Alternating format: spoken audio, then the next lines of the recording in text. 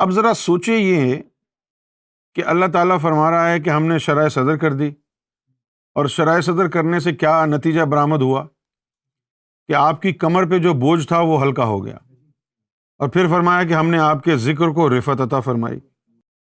اب سوچنا یہ ہے کہ یہ جو کمر کے اوپر حضور کے بوجھ تھا یہ کیا تھا، کون سا بوجھ تھا یہ، اور شرح صدر سے یہ ہلکا کیوں ہو گیا؟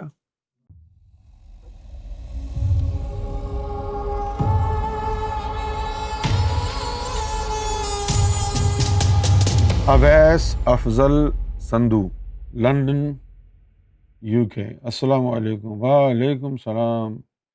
پلیز ایکسپلین دس آیا۔ یہ آیت ہے سورہ الشرح۔ یہ وہی آیت ہے جس میں اللہ تعالیٰ نے فرمایا کہ یا رسول اللہ صلی اللہ علیہ وسلم کہ ہم نے آپ کو شرح صدر عطا نہیں فرمائی۔ تو اب اویس افضل سندھو بھائی نے بڑی چھوٹی سی ایک آیت کا معنی پوچھا ہے، اور میں پہلے بھی یہ کہتا ہوں we always have to look for contextual meaning, not just meaning of one or two words.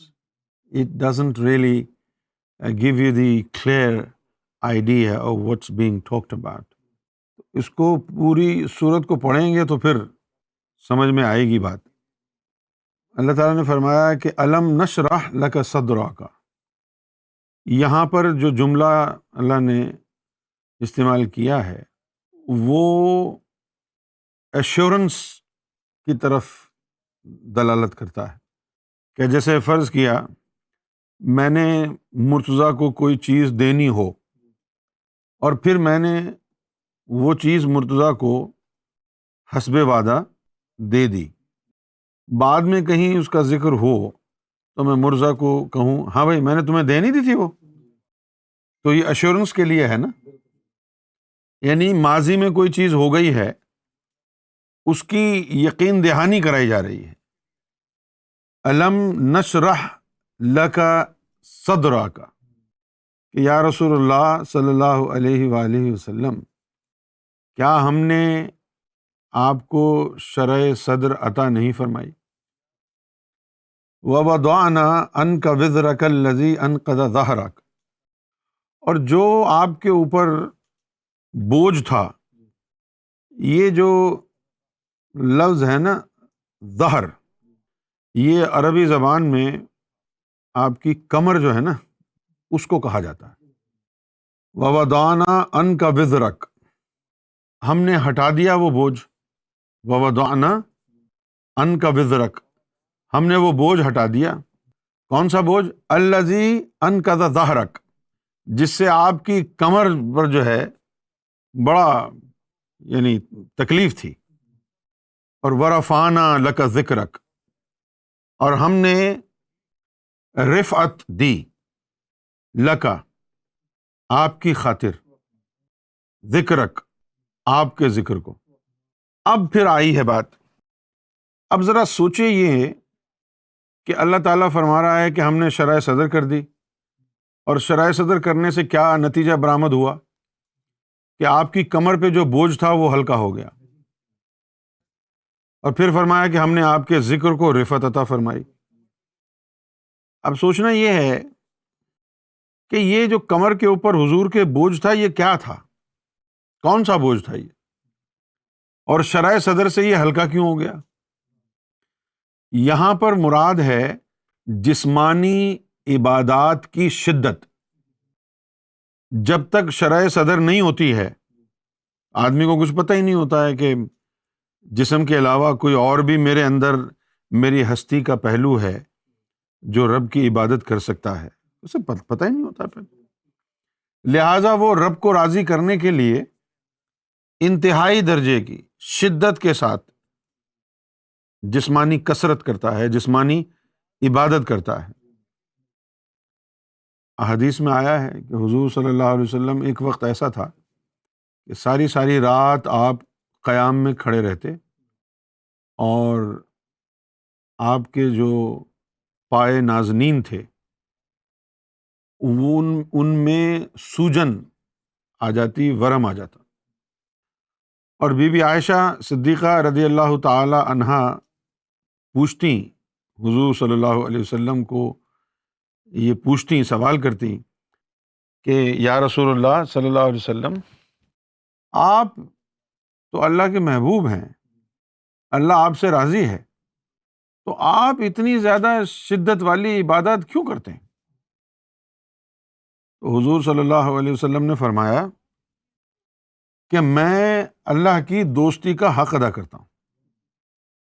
اچھا، اسی جملے کو مولوی جب کہے گا نا آپ کے سامنے، آپ کو لگے گا یار میں کچھ اور ہی بات کہہ رہا ہوں، مولوی کچھ اور کہتا ہے۔ مولوی جو کہے گا وہ اپنا کیا ہوا ترجمہ لے کے آئے گا، کہے گا کہ کیا میں اللہ کا شکر گزار بندہ نہ بن جاؤں؟ تو انہوں نے عربی زبان میں جو حضور کے الفاظ ہیں، شکر کے الفاظ جو ہیں، ان کو کہہ دیا ہے کہ بھئی یہ اس کا مطلب شکر ہے، شکر ادا کرنا۔ اچھا بھائی، مولویوں سے میں یہ پوچھتا ہوں کہ ساری رات نماز میں کھڑے رہ کر حضور شکر ادا کرتے تھے، تو تمہارے شکر ادا کرنے کا طریقہ بھی سنت رسول پر کیوں نہیں ہے؟ تم بھی ساری رات کھڑے رہا کرو شکر ادا کرنے کے لیے، کیوں بھائی امجد؟ اچھا، وہ شکر کا مطلب شکر نہیں ہے، شکر جو ہے وہ سریانی زبان کا لفظ ہے، اور اس سے مراد جو ہے وہ دوستی ہے، اور مشکور کا مطلب ہوتا ہے دوست۔ تو جب بی بی عائشہ نے پوچھا کہ آپ ساری رات کھڑے رہتے ہیں، آپ کے پاؤں سوج جاتے ہیں، یہ سب کچھ کرنے کی آپ کو کیا ضرورت ہے؟ اللہ آپ سے راضی ہے۔ تو حضور نے فرمایا کہ کیا میں اپنے رب کی دوستی کو نہ نبھاؤں؟ صحیح ہے نا؟ تو ایک زمانہ ایسا گزرا کہ آپ صلی اللہ علیہ وسلم ساری رات عبادات میں مصروف رہتے، اور پھر جب شرح صدر ہوئی ہے تو شرح صدر سے کیا ہوا ہے کہ اندر کی جو مخلوقیں ہیں انہوں نے عبادت کا کام سنبھال لیا، اور اللہ تعالیٰ نے فرمایا کہ اب جسم کو تھوڑا سا آرام دے دو، یہ جو شرح صدر کے ذریعے جو اندر کی مخلوقات بیدار ہو گئی ہیں، اب ان کو عبادات کرنے دو۔ اس طرح وہ بوجھ جو ہے اللہ تعالیٰ نے حضور صلی اللہ علیہ وسلم کے جسم مبارک سے عبادات کو آپ کی ارواح کی طرف منتقل کر دیا۔ اچھا، اس کے بعد پھر فرمایا ورفعنا لک ذکرک۔ اچھا، اب عام طور پر تو جتنے بھی یہ علماء ہیں وہ یہی کہیں گے، بس رفعت عطا کر دی، بلندی عطا کر دی، یہی کہتے ہیں نا۔ اس سے سمجھ میں کیا آیا آپ کو؟ رفعت عطا کر دی سے کیا مراد ہے نا؟ ذکر کو بلند کرنا کیا ہوتا ہے بھائی؟ کچھ کا مطلب بھی تو ہوتا ہوگا نا۔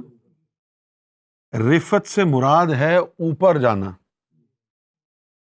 جیسے وہاں استعمال ہوا تھا عیسیٰ علیہ السلام کے حوالے سے، بل رفع اللہ علیہ، اپنی طرف اٹھا لیا۔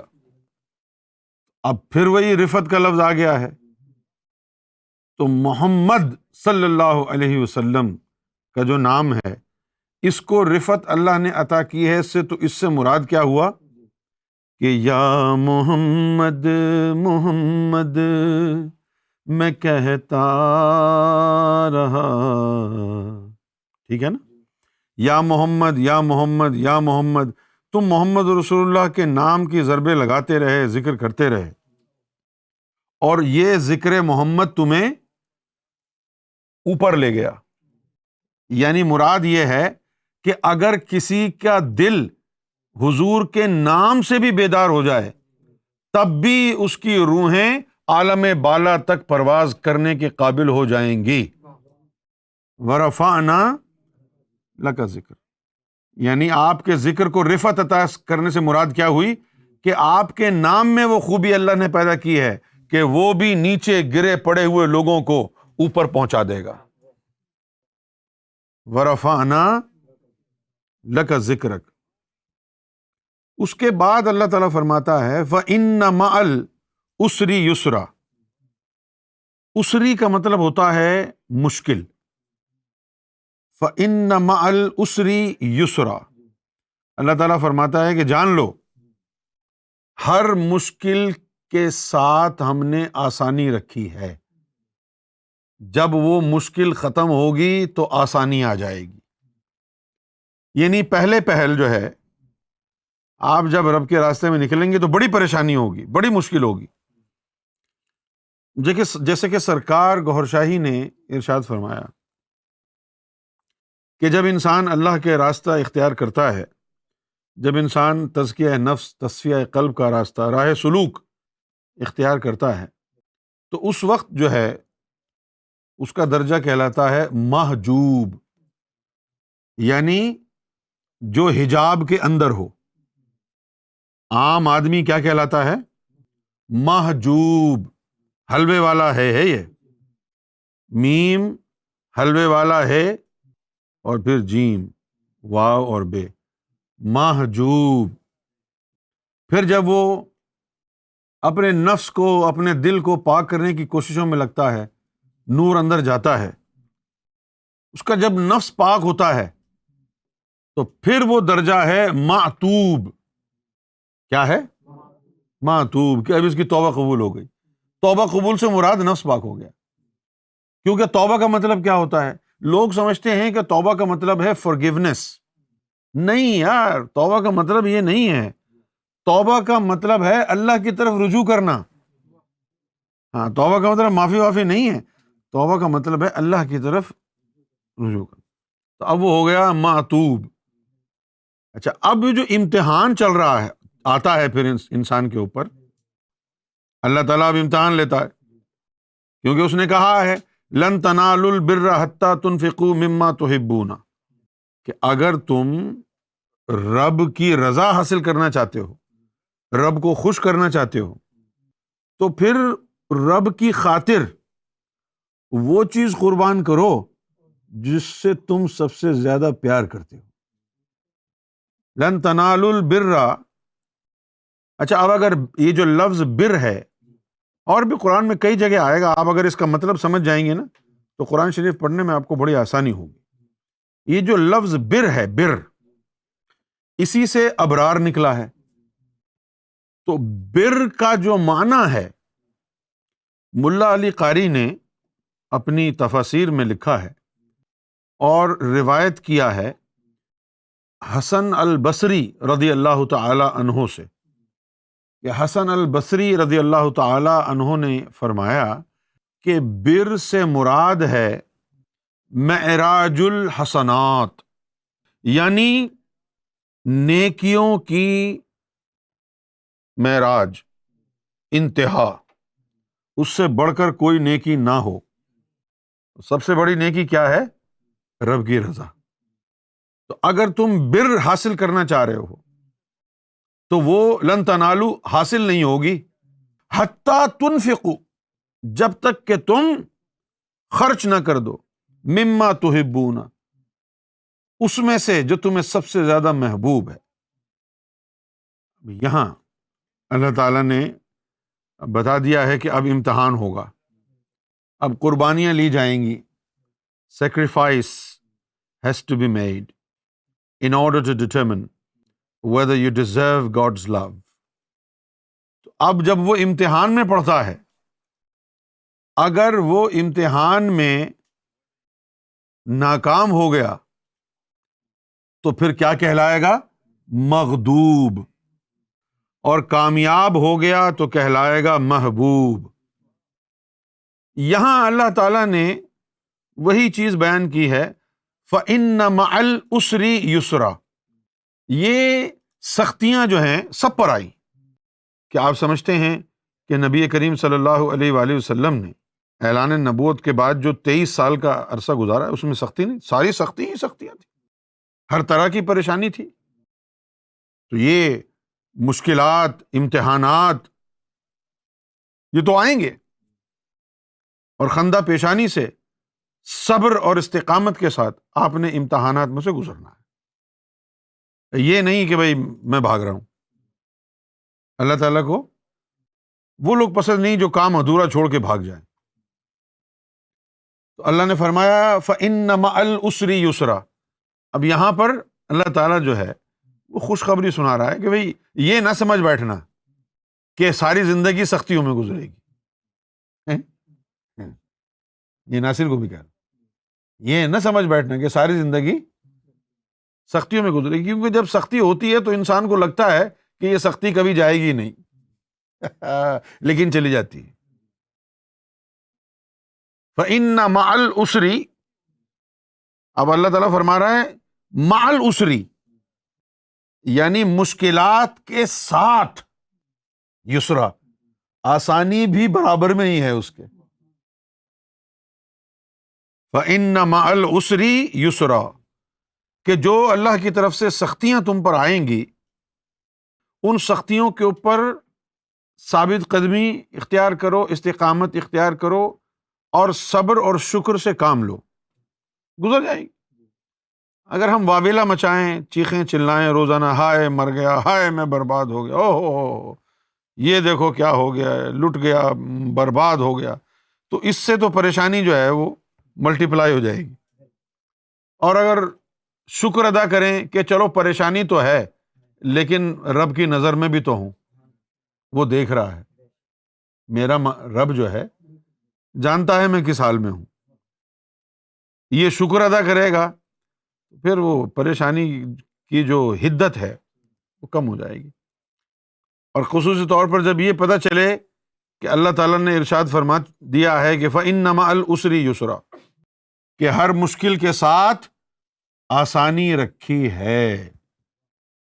جسمانی شدت، عبادات کی شدت میں لگے رہے، بڑی محنت کی، پھر ایک وقت یہ آیا کہ اندر کی چیزیں جوان ہو گئیں اور اب وہ عبادتیں کرنے لگی، تو اب تم آرام سے سو جاؤ، یہ آسانی آ گئی نا۔ اِنَّ مَعَ الْعُسْرِ يُسْرًا، کہ ہاں بے شک اللہ تعالیٰ نے مشکل کے ساتھ آسانی رکھی ہے۔ ایسا نہیں ہے کہ وہ مشکل ہمیشہ مشکل ہی رہے گی، ایسا نہیں ہے کہ وہ مشکل ہمیشہ، ہاں اس کے ساتھ اللہ تعالیٰ نے آسانی بھی رکھی ہے۔ پھر فرمایا کہ فَإِذَا فَرَغْتَ فَانْصَبْ، جو آپ کو فرض نبوت دیا ہے، جب صبح شام آپ اس میں بزی رہتے ہیں، اس سے جب آپ فارغ ہو جائیں، وَإِلَىٰ رَبِّكَ فَارْغَب، تو پھر مراقبہ کر کے مجھ تک آ جایا کریں، میرے پاس پہنچ جایا کریں۔ اب یہ پوری آیت کی تشریح میں نے اس لیے کی ہے تاکہ وہ یہ جو ایک لفظ پوچھا ہے نا اویس افضل صاحب نے کہ آسانی رکھی گئی ہے مشکل کے ساتھ، تو یہ پتہ چلے کہ وہ مشکل کون سی ہے، کوئی دنیاوی مشکل کی طرف نہ لے جائیں اس بات کو، ہاں یہ راہ سلوک میں پیش آنے والی مشکلات ہیں۔